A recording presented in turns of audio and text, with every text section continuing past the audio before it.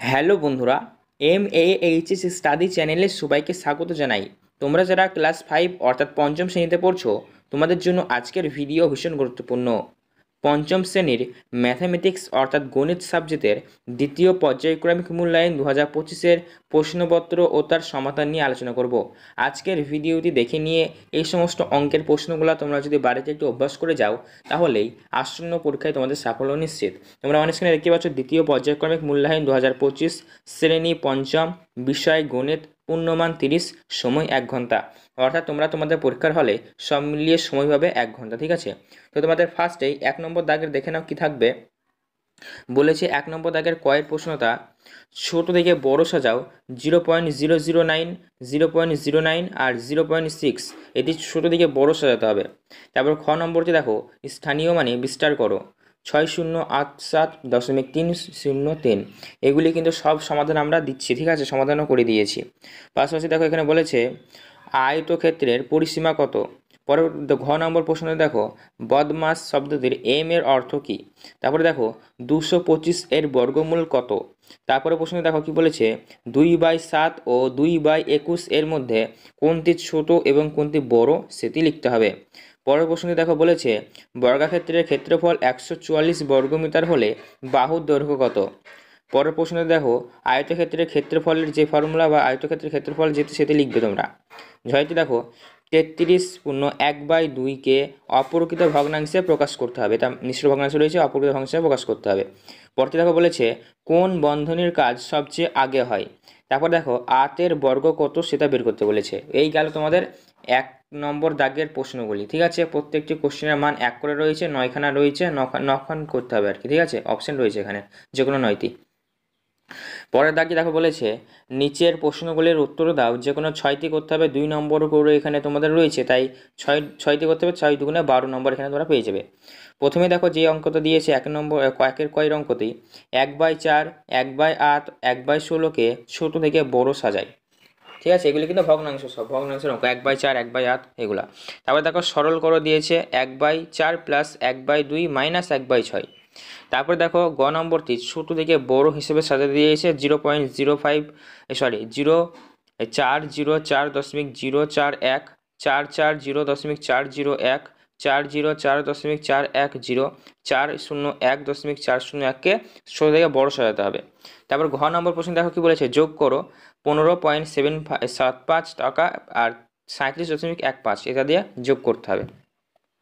তারপরে দেখো কি দিয়েছে, সরল দিয়েছে, 16/4 গুণিত 2 ভাগিত 4 গুণিত 3, ঠিক আছে? তারপর প্রশ্ন দেখো, একটি আয়তকার জমির দৈর্ঘ্য 24 মিটার ও প্রস্থ 18 মিটার, জমিতে প্রতি মিটার 50 টাকা করে বেড়া দিতে মোট কত খরচা হবে সেটা বের করতে বলেছে। পরের প্রশ্নে দেখো 6 নম্বরটা কি বলেছে, একটি অপ্রকৃত ও একটি প্রকৃত একটি মিশ্র ভগ্নাংশের উদাহরণ দাও। তারপর বলেছে চিত্র সহ সমান্তরাল সরলরেখা কাকে বলে লিখবে এবং চিত্রটাও দিয়ে দেবে। তারপর দেখো বলেছে 6 নম্বর, রশ্মি ও সরলরেখার মধ্যে একটি পার্থক্য লেখো, পার্থক্য লিখবে। তারপর দেখো পিপলাঙ্গ, 44টি লেবু 110 টাকা হলে 100 টাকায় কয়টি লেবু পাওয়া যাবে সেটা বের করতে বলেছে। তারপর 3 নম্বর প্রশ্নগুলো দেখো, যে কোনো 3টে করতে হবে, 3 নম্বর করে রয়েছে, তাই 3 গুণা 3 গুণা 9 নম্বর এখানে রয়েছে। প্রথমে যে অঙ্কটি রয়েছে সেটা হলো ক দাগের অঙ্ক, ঠিক আছে? বলেছে সরল করো 24/4 গুণিত 6 মাইনাস 3 ব্র্যাকেটের মধ্যে -24 প্লাস 4 ব্র্যাকেটের মধ্যে 6 মাইনাস 3, এটা সরল করতে হবে। তারপর আবার সরল করা আছে 72 মাইনাস 36 মাইনাস সেকেন্ড বন্ধনী রয়েছে 90 প্লাস বন্ধনীর মধ্যে ফার্স্ট বন্ধনীর মধ্যে 70 প্লাস 14 মাইনাস 64 সেকেন্ড বন্ধনী, তারপর ব্র্যাকেট ক্লোজ, তারপর হচ্ছে গণিত 14, এটা তোমার সরল করতে হবে।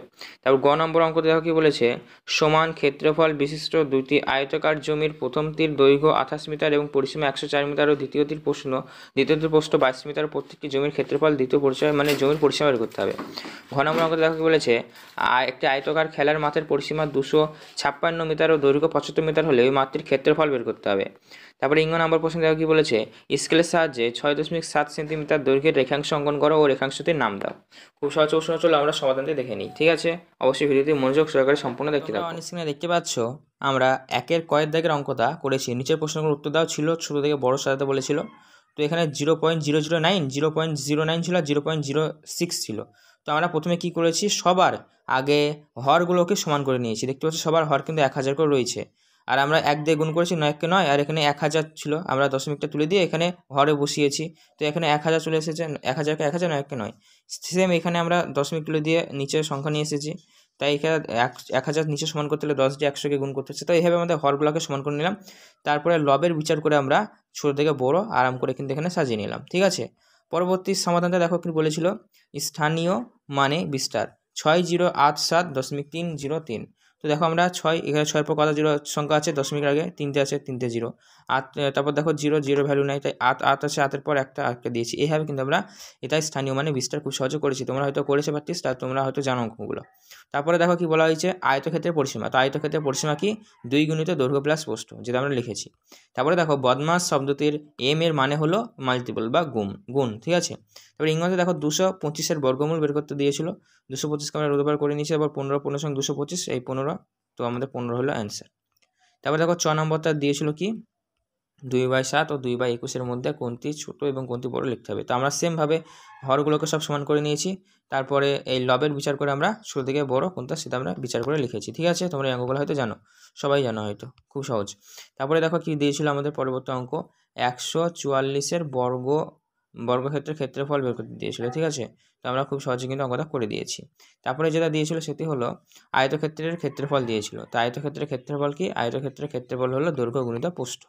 তারপরে 6টা দিয়েছিল কি, 33.1-2-কে অপরকৃত ভগ্নাংশে প্রকাশ করো। তো আমরা সেম এইভাবে করি, এটাকে এটা দিয়ে গুণ করি, তারপরে অপরটা হরটা যোগ করে দিই, এইভাবে করে দিয়েছি খুব সহজেই।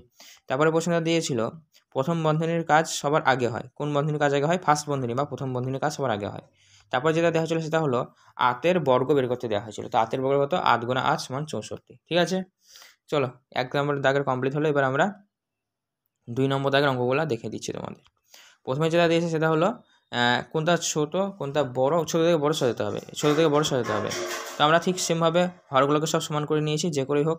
তোমরা জানো অঙ্কগুলো খুব সহজ, আমরা এই ওপরটাও এই নিচটাও যেটা দিয়ে গুণ দেবো, ওপরটাও সেটা দিয়ে গুণ দেবো, আর হরগুলোকে সব সমান করবো। 4 × 4, 4 × 16, 8 × 16, 2 × 2, 1 × 1, 16 × 16। তো হর সমান এবার আমরা খুব সহজেই ছোট থেকে বড় সাজাতে পারবো, তা সাজিয়ে দিয়েছি। তারপরে যেটা ছিল সেটা হলো যোগ করো ছিল তোমাদের ভগ্নাংশের যোগ, খুবই সহজ। আমরা এই উপরের হরের সবার লসাগু বের করে নিয়েছি। তো লসাগু বের করে 12 হয়েছে, 4কে 12 দিয়ে ভাগ, তারপরে যাতে বেড়েছে ওপর দিয়ে গুণ, এইভাবে আমরা খুবই সহজে কিন্তু করে আমাদের অ্যান্সারটি হয়ে গিয়েছে। ঠিক আছে, পরবর্তী অঙ্ক দেখো, গ নম্বর অঙ্কটা কি দিয়েছিল, গ নম্বর অঙ্কটা দিয়েছিল সরল করো। তো সরলটা আমরা করেছি, যেভাবে আমরা বদমাস ফর্মুলা বের করে ফার্স্ট বন্ধনী ব্র্যাকেট বন্ধনীর কাজ যেভাবে সেভাবে আমরা বদমাসের ফর্মুলা দিয়ে আমরা করেছি, দিয়ে 6 অ্যান্সার হয়েছে আমাদের। তারপরে দেখতে হচ্ছে জমির পরিসীমা বের করতে দিয়েছিল। জমির পরিসীমা হচ্ছে 84। তারপরে দেখো এখানে আমরা বের করেছিলাম, অঙ্কটা আগে পড়ে নিই একবার। অঙ্কটা দিয়েছিল একটি আয়তাকার জমির দৈর্ঘ্য 24 মিটার ও তার প্রস্থ 18 মিটার, জমিটি প্রতি মিটার 50 টাকা বেড়া দিতে কত খরচ হবে। তো সব মিলে খরচ হবে 4200। ঠিক আছে, 4200। তার পরবর্তী দেখো ওখানে কি বলা হয়েছিল, একটি প্রকৃত ভগ্নাংশ, একটি অপ্রকৃত ভগ্নাংশ, একটি মিশ্র ভগ্নাংশের উদাহরণ। তো একটি প্রকৃত ভগ্নাংশ সবসময় হর কি হয়, হর বড় হয়, তাই 3/5। আর অপ্রকৃতর হরটা ছোট হয়, লবটা বড় হয়, অপরটা বড় হয়, তাই এটা অপ্রকৃত। আর মিশ্র কি, মিশ্রভাবে এইভাবে থাকবে পূর্ণ আকারে। তো একটি সরলরেখা আঁকতে দিয়েছিল, সরলরেখা তো আমরা এঁকে দিয়েছি, পাশাপাশি নিচের যে অঙ্কটা রশ্মি ও বিন্দুর মধ্যে পার্থক্য সেটাও করেছি, এবং আমাদের 110 টাকায় যে অঙ্কটা ছিল সেটা 40টা লেবু পাওয়া যাবে 100 টাকা, সেটা আমরা বের করেছি। তো এই ভিডিও দেখার পর তোমার মনে প্রশ্ন হয়ে থাকলে কমেন্ট করে জানাবে।